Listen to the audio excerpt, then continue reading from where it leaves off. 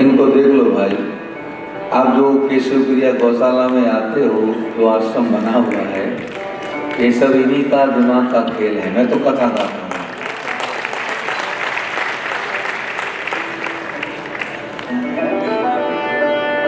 उस आश्रम के विश्वकर्मा यही है।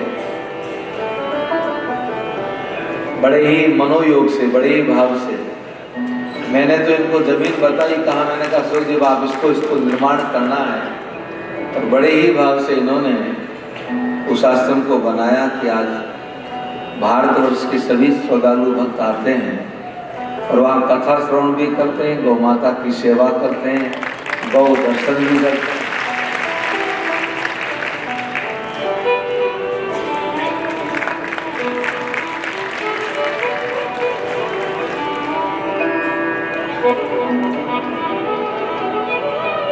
चलो चलें वापस,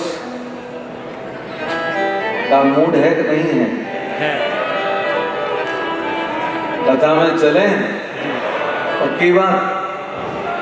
तो गाओ।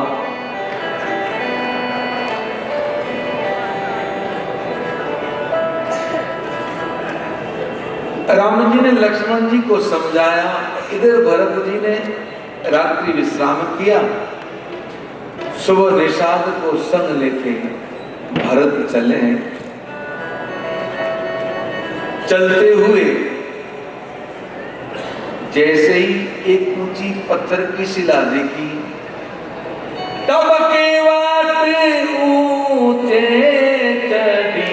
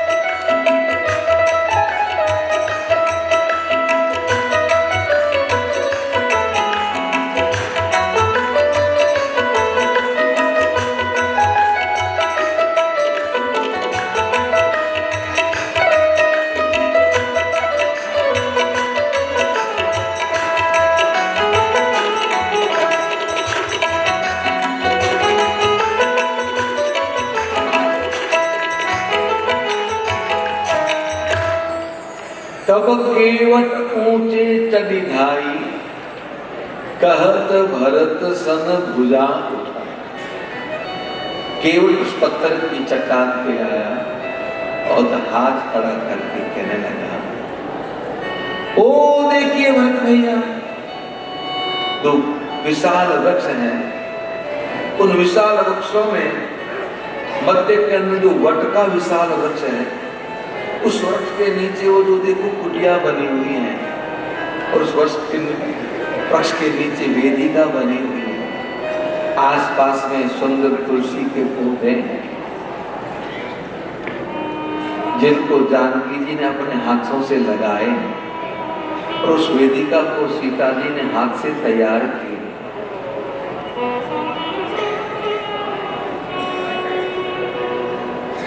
वो रही परम कुटी, दूर से बताई है। परम कुटी को देखते ही भरत जी भाव विहल हो गए। निषाद से कहने लगे, भैया यहां तक तो हम पैदल आ गए, पर यहां से आगे हम पैदल नहीं जाएंगे। निषाद ने सोचा, संगमेरपुर से भरत यहां तक पैदल आए और अब रथ में बैठ के जाएंगे। लेकिन भरत जी ने जब आगे शब्द कहा, उसको सुनते ही निषाद भाव मग्न हो गया। भरत जी ने कहा, यहां से हम पैदल नहीं, यहां से हम दंडवत करते हुए जाएंगे। मेरे प्रभु ने इस क्षेत्र में विचरण किया है, उनके चरणों की रज इस अधर्म के लग्न में हो सकते हैं। मेरे कुछ पाप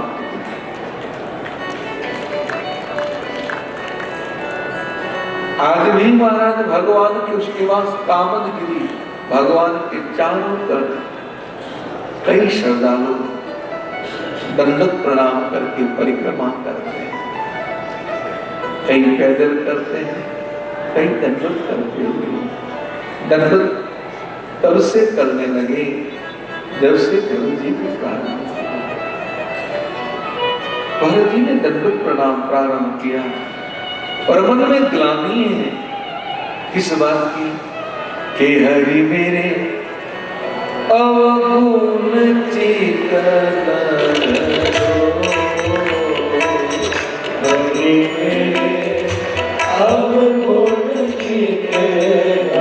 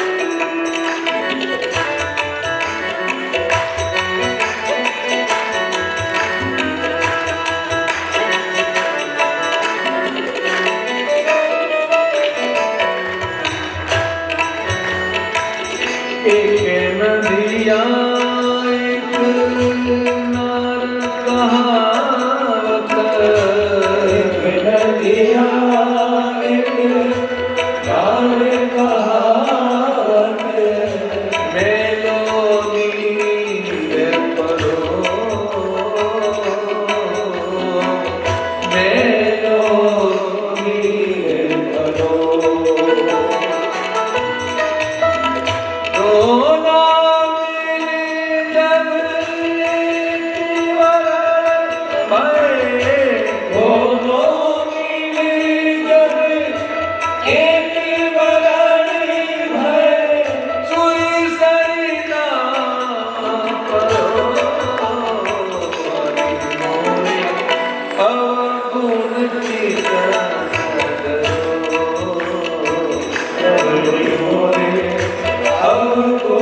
चित हे हरि मोरे अवगुण चित धरो प्रभु मोरे अवगुण चित धरो।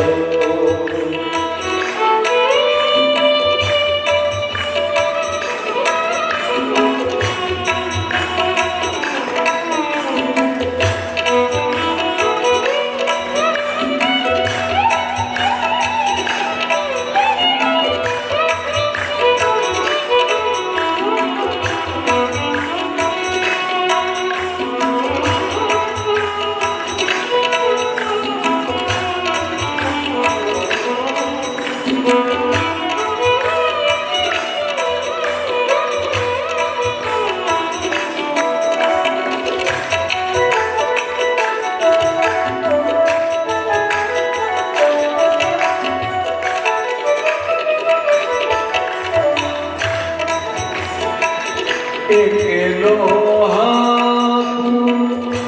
जा मेरा खत, एक लोहा जा मेरा खत, एक सोच बदी करो, एक सोच बदी करो।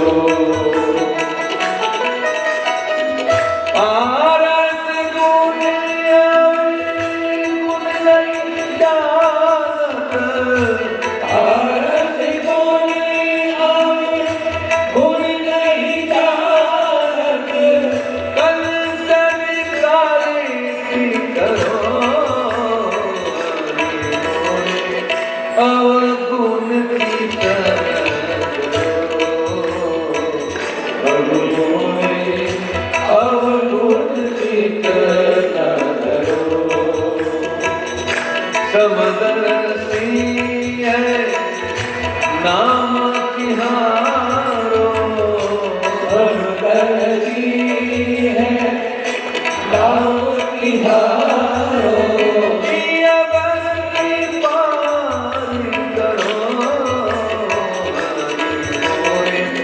अवगुण चित धरो, प्रभु मोरे अवगुण चित धरो।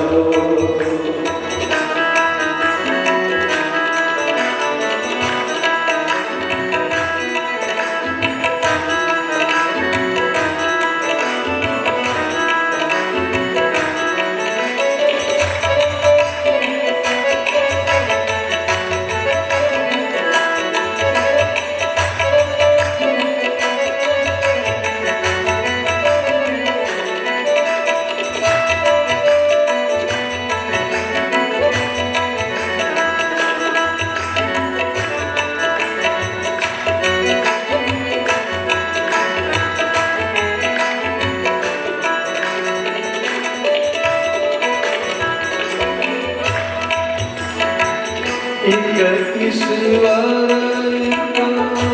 जीव कहावत, एक ईश्वर जीव कहावत, सूर श्याम धरो, सूर श्याम धरो। अब की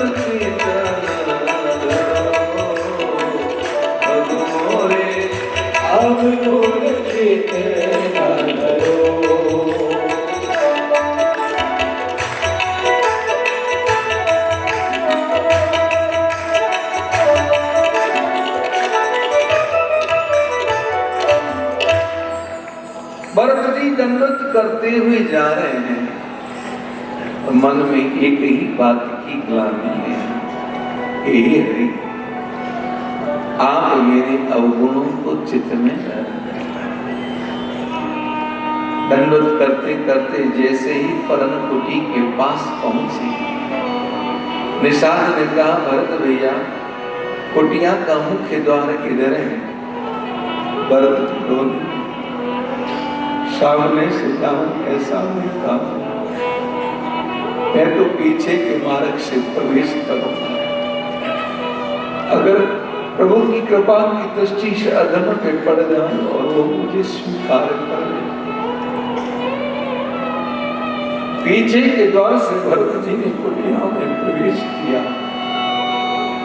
प्रवेश तो किया लेकिन प्रभु के सामने जा नहीं पाए। उससे पहले इतने अधीर हुए, प्रभु को पुकारा है, पाई नाथ कई पाई गोसाई, परे भूमि तल लकुट किनारी। पाई मां नाथ मेरी रक्षा करें, रक्षा करें, रक्षा करें। ऐसा कह के भूमि पे गिरे जैसे लकड़ी गिरती है। राम जी दूर थे पर लक्ष्मण जी इधर थे, तो लक्ष्मण जी ने भरत जी के वचनों को सुन लिया। वचन सप्रेम लखन पहचान, भरत प्रणाम करत जिय जाने। भरत जी प्रणाम कर रहे हैं, लखन जी पहचान गए। एक बात तो हुआ लखन का के धनुष बाण को यही फेंकूं, दौड़ो और जाके भरत जी के चरणों में गिर पड़ो। यही संत मैंने आपके बारे में क्या सोचा, क्षमा। और स्वामी की सेवा भारी, इसलिए लक्ष्मण जी अब उठ तो नहीं पाए पर अपने आंसुओं को रोक नहीं पाए। लखन के आंखों से बहते आंसुओं को सियाजू ने देखा तो जानकी जी ने राम जी से कहा, आर्य पुत्र आपने लखन भैया को भरत भैया का नाम लेके बुलाना दिया ना, देखिए अभी भी वो रो रहे हैं। राम जी ने कहा लखन मैंने तो तुम्हें समझाने के लिए कहा था, तुम उस बात को इतना दिल से लगा लिया, तुम रो रहे हो क्यों? जैसे ही राम जी ने कहा भरत जी लक्ष्मण जी के दोनों हाथ जुड़ गए। कतस प्रेम नाये महिमा था, सर झुकाया, नीचे झुके ताकि पीछे से भरत जी दिख जाए और इतना ही कह पाए, भरत प्रणाम करत भरत प्रणाम कर रहे। उठे राम सुनि प्रेम अधीरा, कपट कहानी संग धन तीरा। राम जी एकदम से उठ गए, अति प्रेम में अधीर होके कहा वल्कल, कहा धनुष, कहा तरकस, कहा बाण। बरबसली उठाई लाए कृपा निदान, भरत राम की मिलनी लगी कि बिसरे सबही अपार। बरबस यानी जबरदस्ती उठाया है। भरत जी को राम जी ने उठा के हृदय से लगाया। दोनों भाई मिले हैं और दोनों की आंखों में सरिताएं उमड़ गई। परम प्रेम पूरन दो भाई, मन बुद्धि चित्त अहमति विसुराई। बोली गोस्वामी जी कहते हैं मिलन की प्रीति की भी कहो बखानी, कवि कुल अगम कर्म मन बानी। मैं कि मिलने का प्रेम कैसे बखान के कहूं, क्योंकि ये बुद्धियों की बुद्धि से परे की बात है। दोनों भाई प्रेम की सरिता में गोते लगा रहे थे, तो डूबने वाले को तो माझी बताता है। निषाद ने कहा, देव, गुरुदेव, माताएं, प्रजाजन सभी आए। राम जी ने भरत जी को अपने से अलग किया है। शत्रुघ्न जी ने आके राम जी के चरणों में दंडवत किया। राम जी ने उठाया, सबसे छोटे हैं, पिता के संसार से जाने के बाद में बड़ा भाई पिता तुल्य होता है। अपने मन की पीड़ा को, वेदना को शत्रुघ्न व्यक्त नहीं कर पाए, पर राम जी के हृदय से लग के शत्रुघ्न रोने लगे।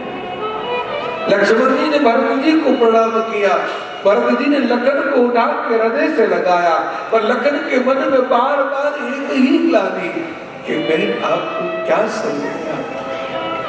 चारों भाई मिले, मेरे प्रभु भरत को लेके पर्वत कुटी में आए।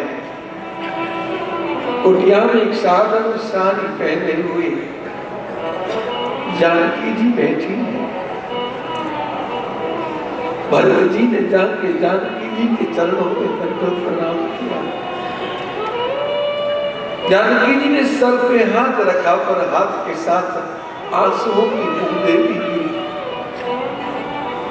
राम जी से मिले तब तक भरत के मन का संशय मिटाने का, मन की पीड़ा समाप्त नहीं, पर जब जानकी जी ने स्वीकार करके सर पे हाथ रखा तो भरत के मन का सीता चरण भरत शिरुदावा। जैसे भरत जी ने सर पर झुकाया, जानकी ने सर पे हाथ रखा तो मन के अपडन की, मन की सब चिंताएं समाप्त हो गई। पर जो ही पर्वत कुटी के अंदर देखा, कुछ दोने पड़े हैं, बेल की गुटलियां पड़ी हैं, दोनों में लखन जल भर के लाए और आर के रूप में वो फल में उनकी कुछ गुटली पड़ी।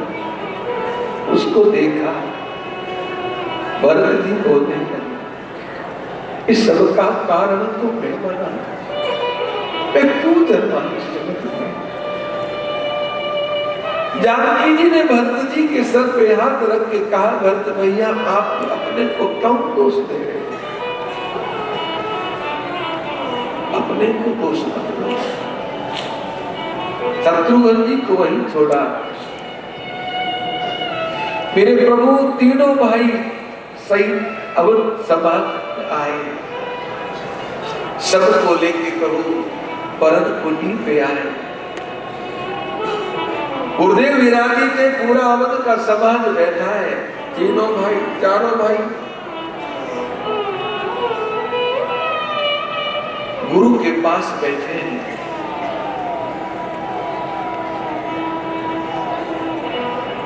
वशिष्ठ जी कहने लगे, राम, इस जगत में जो आता है ना उसे एक दिन जाना पड़ता है।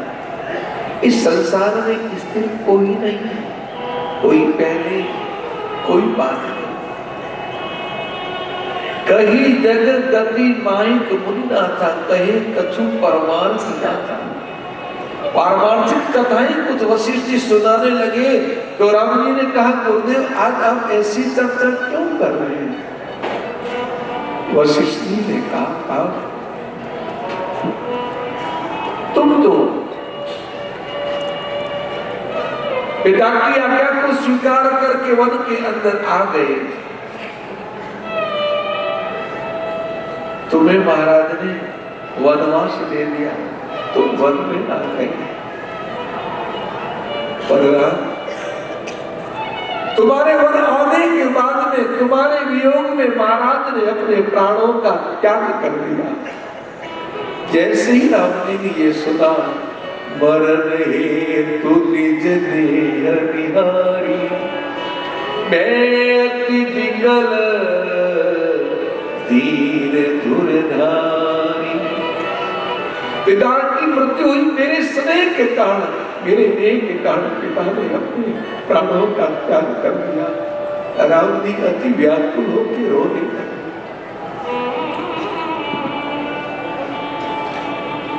राम जी तो रो रहे हैं। पुलिस कठोर सुनते कटुबानी, बिलपत लखन सिय सबरानी। उस वज्र के समान कठोर वाणी को सुन के लखन जानकी भी रोने लगे और रानियां भी रोने लगी। जब राम रो रहे हैं तो वहां महाराज किसके नेत्रों में जल नहीं होगा। शोक विकल अति सकल समान, पूरा अवध का समाज शोक में व्याकुल हो गया, सभी रोने लगे। मानव आज अकाज हो रहा, ऐसा प्रतीत हो रहा है कि आज ही महाराज संसार से विदा हुए। गुरुदेव समझाते रहे, सबको समझाया, विभिन्न कथनों के द्वारा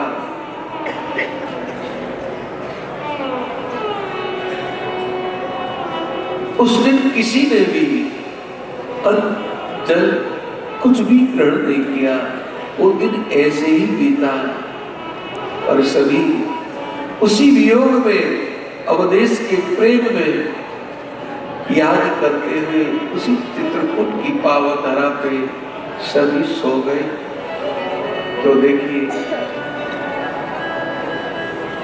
आगे का प्रसंग में अब ले लूंगा तो फिर वही समय ज्यादा लगेगा, इसलिए कल मैं आपको सुबह 9:30 बजे उन्हीं इस कथा के क्रम में हम चलेंगे।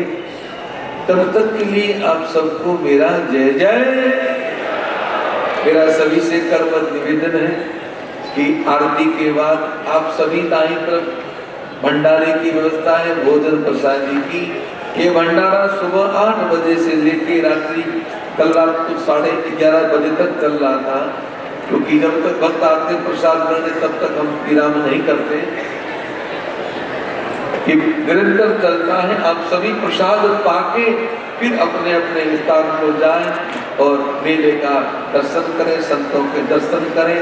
और कल मौनी अमावस्या का पावन स्नान है, तो थोड़ा अपना शव का भी ध्यान रखें, अपने सामान का भी ध्यान रखें और जितना जल्दी हो सके जाके स्नान कर लीजिएगा।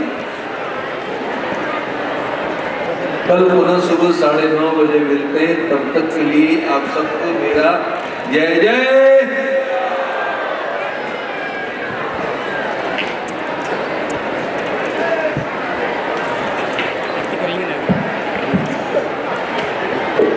बोले सियावर रामचंद्र भगवान के, बोले श्री हनुमान जी महाराज। अपने जीवन को धन्य करने का ये अवसर, भगवत भक्तों की सेवा का ये अवसर, यही वो भूमि है जहाँ भरद्वाज जी के आश्रम में राम जी भी पधारे और भरत जी महाराज भी पधारे। ऐसी ये पावन भूमि और भरत जी की जो महिमा प्रयाग में भरद्वाज जी ने जो प्रकट की है, वो महिमा और कोई भी नहीं बता सकता। ऐसी ये पावन भूमि है, सिद्ध भूमि है, यानी भक्त की महिमा को प्रकट करने वाली ये भूमि है। हमारे मारवाड़ के गौरव श्री मुरलीधर जी महाराज आज मानस कथा के माध्यम से जन जन तक भगवान का चरित्र, जीवन जीने की सीख सबको प्रदान कर रहे हैं। रामचरित्र है, ये केवल चरित्र ही नहीं है, राम जी का चरित्र जीवन जीने की एक सीख है। गोस्वामी जी ने मानस की रचना की तो इसका नाम रखा श्री राम चरित्र मानस। ऊपर राम, बीच में चरित्र और नीचे मानस, यानी एक ये पेड़ी बनाई। जैसे मंच पर आने के लिए पेड़ी लगाई है, वैसे ही भगवान से मिलने की ये पेड़ी है श्री राम चरितमानस। जिस साधक का भाव परमात्मा से मिलने का हो तो पहले उसको मानस बनाना पड़ता है। जैसे आपने मानस बनाया कि प्रयाग कुंभ में डुबकी लगाने के लिए जाना है, आपका मानस बना तो आप यहाँ पहुंचे। तो ऐसे ही हर एक साधक का ये भाव होना चाहिए कि मुझे परमात्मा की प्राप्ति करनी है। जब मानस परमात्मा से मिलने का हो जाता है तो फिर उस साधक को अपने चरित्र की तरफ ध्यान देना चाहिए। चरित्र हमारा कैसा है, आज देखो हमारा चरित्र भटक रहा है, तब आज हमारी ये दुर्दशा है। और यदि चरित्र अच्छा हो तो परमात्मा कोई दूर नहीं, परमात्मा आज हमारे लिए हाजिर है। तो जिसका चरित्र पावन है वही भगवान राम को प्राप्त करता है। ऐसी ये मानस की कथा जो हमें भगवान से मिलाने वाली, भगवान के सन्मुख करने वाली कथा है, इस कथा के माध्यम से आप सब लाभ ले रहे हैं। मैं हृदय से आप सभी भक्तों का साधुवाद करता हूँ और आपके भाग्य की बढ़ाई कर रहा हूँ कि आज प्रयागराज में आपका कोई राम जी का चरित्र श्रवण मनन कर रहे हैं। पूज्य महाराज श्री का ये सद्भाव, आपकी कृपा, आपका आशीर्वाद कि आपके माध्यम से लाखों लाखों की संख्या में भक्त लोग इस कुंभ के पावन अवसर पर इस सरस्वती में ज्ञान गंगा में डुबकी लगा रहे हैं। ये संतों का ही आशीर्वाद है और हमारे मुरलीधर जी पर विशेष संतों का वरदस्त है। और आज संतों की कृपा और हनुमान जी का आशीर्वाद है कि आज आप इस पावन व्यासपीठ से भक्तों को भक्ति का लाभ दे रहे हैं। और आपने देखो हमारे मारवाड़ में जोधपुर के पास में एक छोटा सा गांव, वहाँ एक गौशाला स्थापित की। आज वो गौशाला केवल गौशाला ही नहीं, एक तीर्थ रूप में पावन स्थान तैयार हो गया। वहाँ जाओगे हनुमान जी महाराज खड़े हैं, वहाँ पहुँचते ही ऐसा लगता है कि हम अशोक वाटिका में आ गए हैं।